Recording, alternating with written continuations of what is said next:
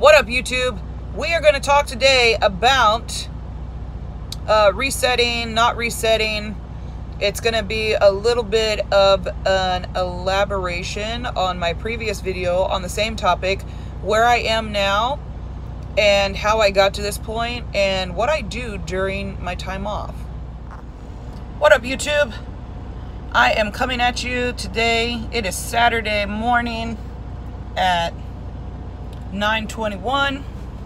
I am in Laredo, Texas until tomorrow night, and I'm gonna answer a few questions. I'm on my way out. Gotta go to the nail salon, and I want to go see the movie Once Upon a Time in Hollywood. So that leads me into the question I'm gonna answer.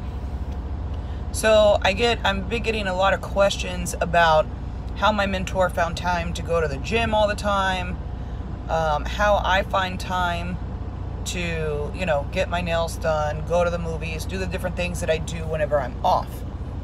So first of all, let's talk about the off situation.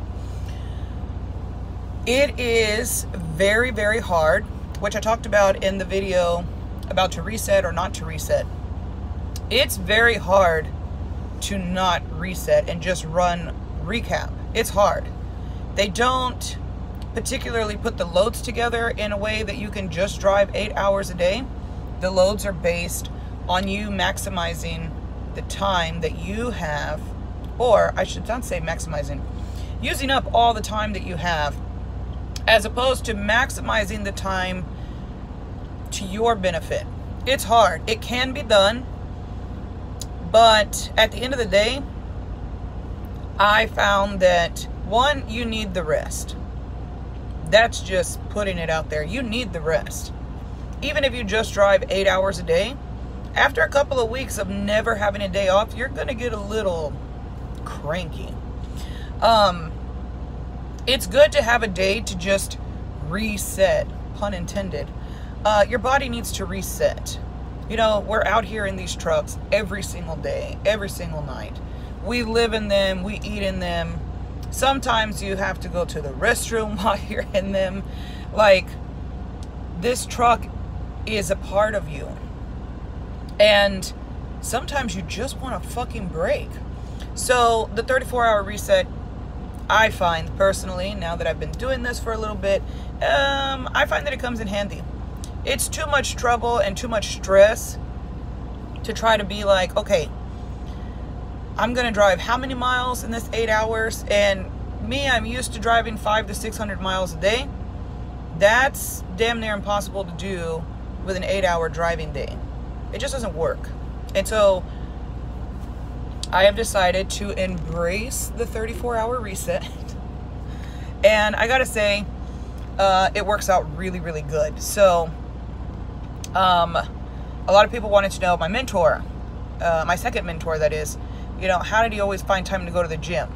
You have 10 hours a day that you're off. And he was a dedicated driver. He had a dedicated route. So the 14 hours a day that you're on the clock, we were almost never on the clock the whole 14 hours. We drove our 10 to 11 hours, and then we were done, because he knew what he was going to do every single day, what stores we had to stop at, all of that. That was always the same. So you start taking those extra hours from the 14 hours, and pretty soon you have a pretty good, decent time slot that you're off throughout the day. So that was just part of his routine. And you can make it work for you. All of us that you watch on YouTube, and I don't really consider myself part of that YouTube community, I just decided to document my journey. And I'm blessed for those of y'all who find it, helpful, informative. I try to answer any questions that I can. I'm so very new at this. Some of the questions I go ask and come back with the answers that I get. But any of the truck drivers that you watch on YouTube or that you talk to in person, you're never going to find two people from this industry that are going to do the same thing the same way. It's just not even within Swift. From the time that I started at the academy to last night, my driver leader I was talking to.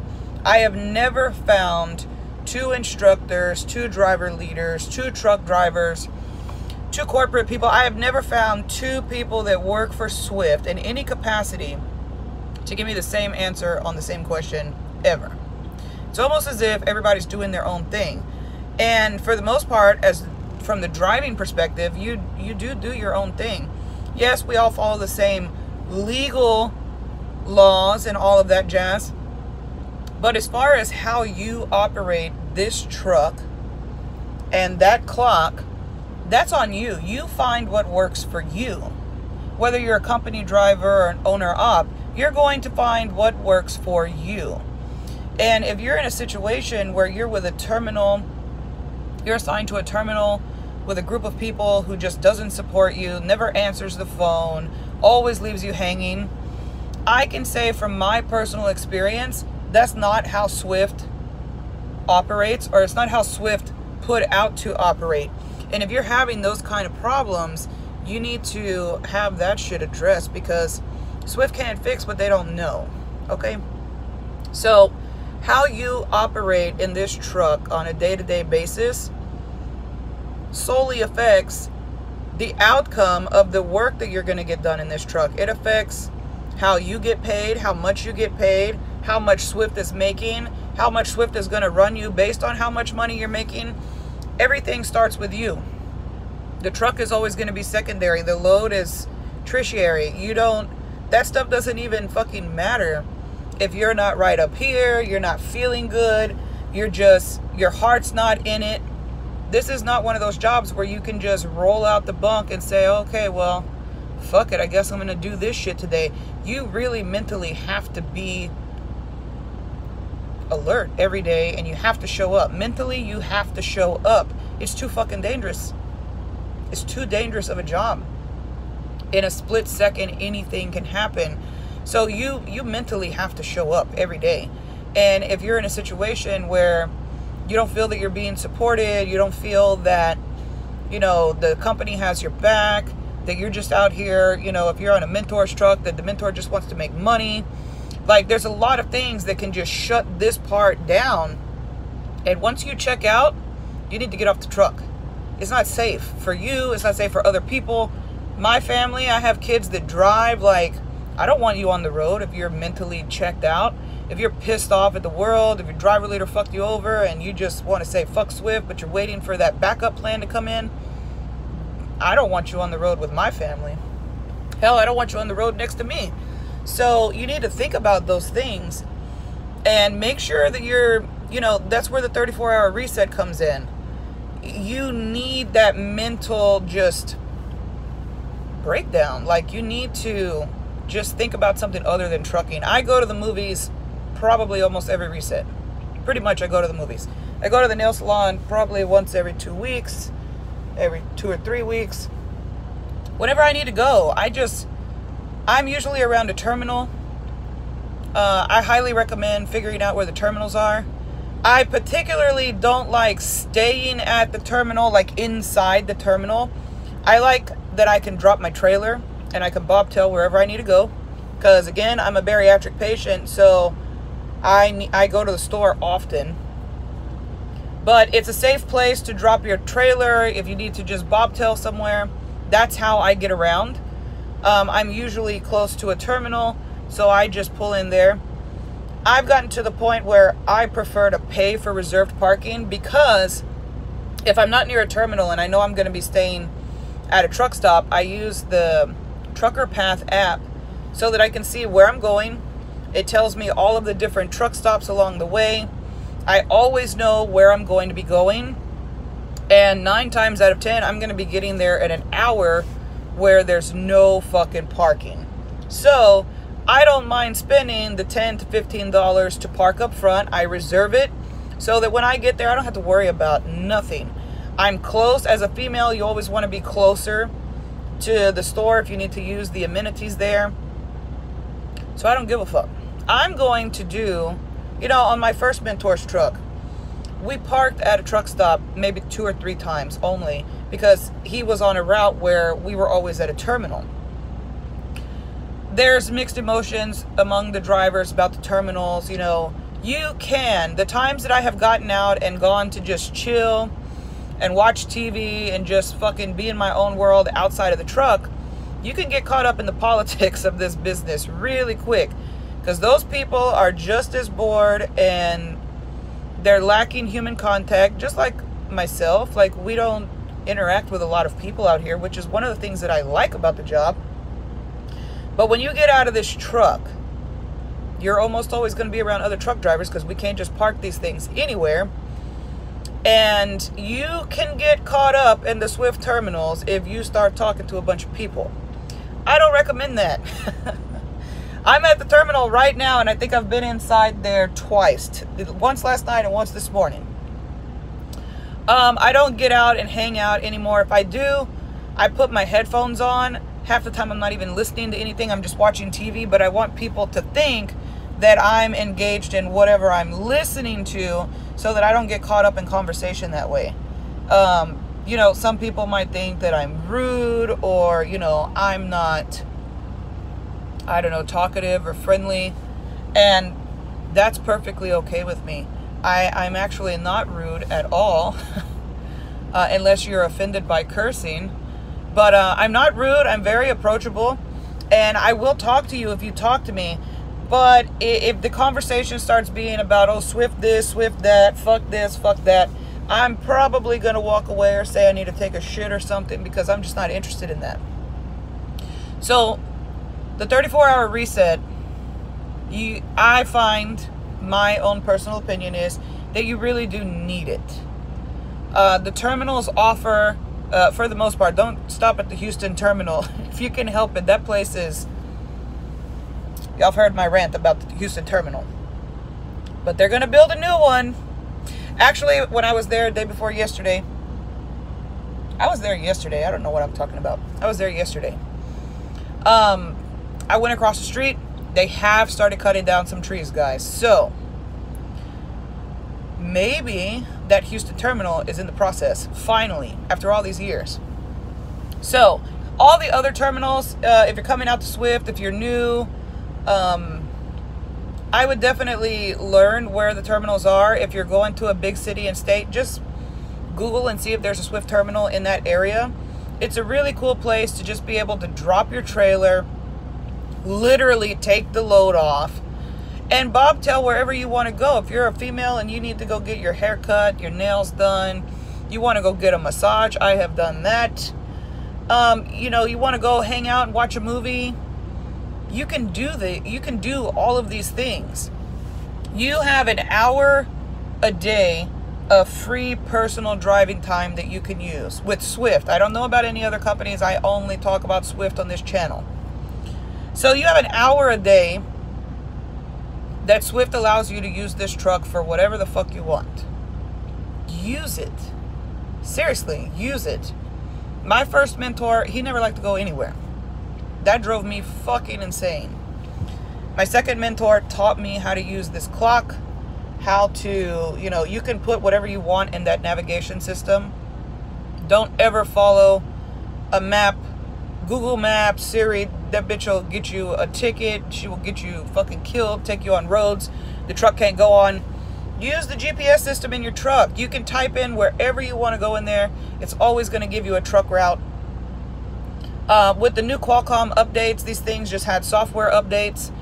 Off-duty driving is not an option anymore. You have to use the personal conveyance option.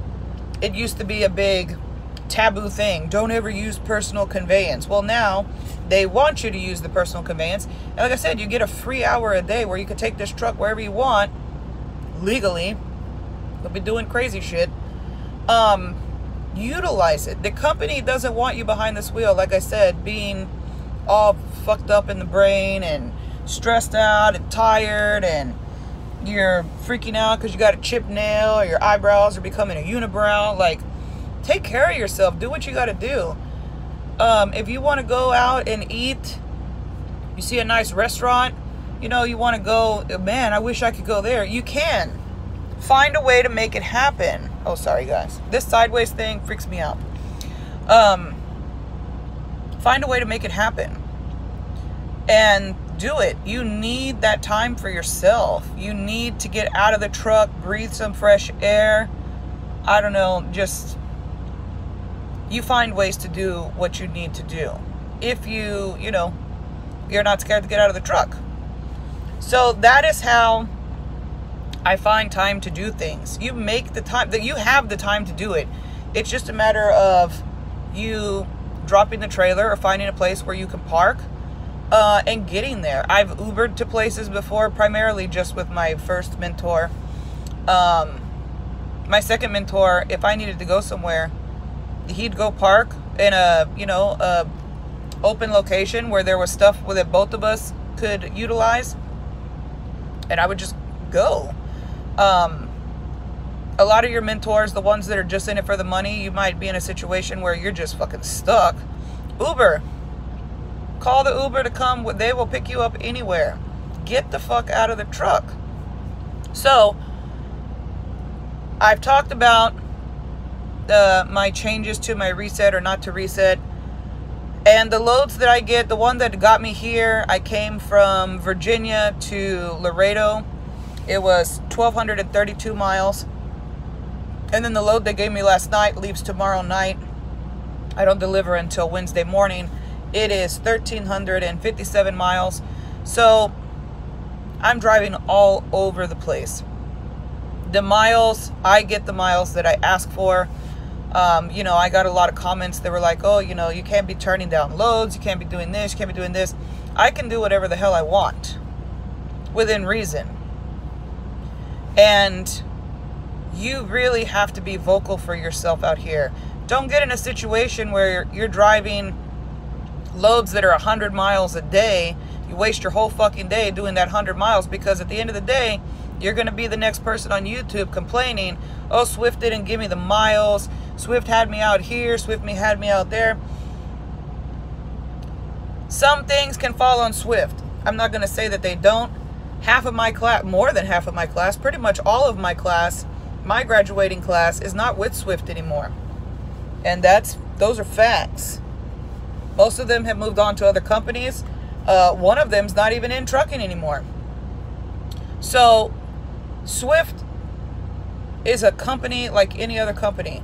You're going to have bad experiences in any kind of service industry at some point. But I will say, sometimes you have to evaluate how far did you let something go. If you have a problem or you have something that is just really irking you or something on the back of your mind that you wish was different, don't let it fester and get infected. Fix that shit. Clean it up as soon as it happens. Don't be afraid to speak up. Don't at all. We took surveys on our instructors and all these different things in the academy. I was writing paragraphs. People were laughing at me, making fun of me. I don't care. I could care less. When I lay my head down on my pillow at night, I know that, one, I've lived my life to the fullest. And if I don't make it till the morning, I'm okay with that. And two, I know that if there was something that went wrong, if there was a monkey wrench thrown in my life that day, that I did everything I could to throw that shit back and make sure it doesn't come back. I make sure that I do everything that I can to work out the kinks every single day. And that's just how I operate. Don't let this job or let the people in this job affect your well-being, your mental stability, or your happiness, or your health. You just don't. And if you get to talking to the right people in corporate or at your terminal, your driver leaders, whatever, and you got some serious problems, they're not going to say, or they shouldn't say, oh, well, sometimes that's just what you deal with. That's just not my experience here at Swift. At least not yet. They may fuck up one day and really treat me bad, and I will tell you about it. But that's just not an issue that I've had. But I've talked to plenty of people that have had these issues, and I'm like, well, why the fuck didn't you go higher? Somebody always has a boss. And don't be afraid to go find out who that person is. because Swift didn't get to the top of the game overnight, and they didn't get to the top of the game by fucking their people over. There are real people out here that are drivers that have been with Swift for 20 plus years. There's a reason for that. So don't believe the hype. Don't. When you hear all these people that have all these problems, you can, give them some advice. Don't get caught up in that drama though, because you can always do something to better your situation. And at the end of the day, if Swift is not able to help you and you need to move on, move on. Like, don't keep being, oh, Swift this, Swift that, Swift this, Swift that. Do what you can do, because there's always something that we can do. There's always something on our end that we can do to fix something that's wrong. So that's my rant for today. I'm on my way out to, where are we going in the GPS? We're going to the nail salon first. My feet, your feet are very important out here. My feet have always been important. My hands and nails are always, my feet and my, let's see if I can get this straight. My nails on both my feet and my hands are always done. And it's pedicure week. That's important. I think men should get them too, especially in this fucking industry. Your feet, you need them, and they get really bunched up around. I wear flip-flops a lot if I'm driving. If I have to get out at the shipper or the receiver, then of course I put my shoes on. But if I'm just going to be for days in the truck just driving, let your feet breathe a little bit. But then I want to go see that Once Upon a Time in Hollywood. I still haven't been able to go see fucking Lion King because, Jesus, there's so many people. Which leads me to my next thing. My daughter is off the truck now. She's actually going school shopping today. I was supposed to bring my son with me, but then he's going to high school and his coach called. Football camp starts on Monday, so he didn't get to make it this time. And he was really upset. I was really upset. I will say one thing. Having my daughter on the truck was very fun, even though she never wants to come back. Being on the truck drove her insane. She thoroughly enjoyed being on the truck with me. She enjoyed the time that we had together. And we got out, we did things, we saw things. I stopped anytime I could. Like I said, you make time for the things that you find important. But she doesn't ever want to come on the truck again, which is fine. She begged. My kids fought over who was going to come out here first. They want to come and stay on here. I don't know.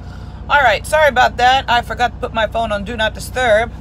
And I called one of my best friends lives here in Laredo. So I am going to go meet up with him and his wife, go have some dinner. So that's another thing I like to do in my free time. Because of the foundation work that I do, I know people pretty much in every city and state that I go through. So I like to stop off and see people if I know I'm going to be there ahead of time. Sometimes if I'm just passing through, I'll still send them out a text message or give them a call and be like, hey, I'm going to be in the area. When my daughter was on the truck, we stopped in Arkansas. I didn't even know I was going to be there until late that night. And I sent her a text message at almost midnight, and she happened to be awake, and we met up for her the next day. We got down at a truck stop she met us at. And, you get your 30-minute break. I took an additional 30 minutes because I had the time. And, even though it's just an hour, it's an hour that I'm out of this truck, getting to see a friend that I wouldn't normally be in Arkansas seeing. And, doing something we all need to do, eat and communicate. And my daughter got to finally meet her. So, you make time for the things that are important. But I've made enough of these videos where it just cuts off in the middle of my thought or my ramble. So I decided to go ahead and make a proper ending to the video. So y'all don't just be like, wonder what the fuck she was going to finish saying. Usually nothing important, but it's cool. So I'm off. Gonna have a busy day today. And this reset, I get a little bit more than the 34 hours. So I'm not mad at that. Because once I start rolling tomorrow night at 11 p.m., I don't stop until I deliver on at 10 a.m. on Wednesday. So next time you see me, I will be in Illinois. If I get a chance to make a video up there. I haven't been to Illinois. Yes, I have. I drove through it. I haven't actually made a stop there. So I'm very interested to see what McKenna, Illinois has up its sleeve. And I will try to check in with y'all from up there. Please keep leaving your questions and comments. The good, the bad, the ugly. I don't care. I take it all. Thank you so much. I've got to talk to some of y'all personally, and I enjoy it. So yeah, just keep the questions and comments coming, and I will keep answering the questions as best as I can, and sharing my trucking experience with all of you. So y'all have a good weekend. I am out this bitch. Bye.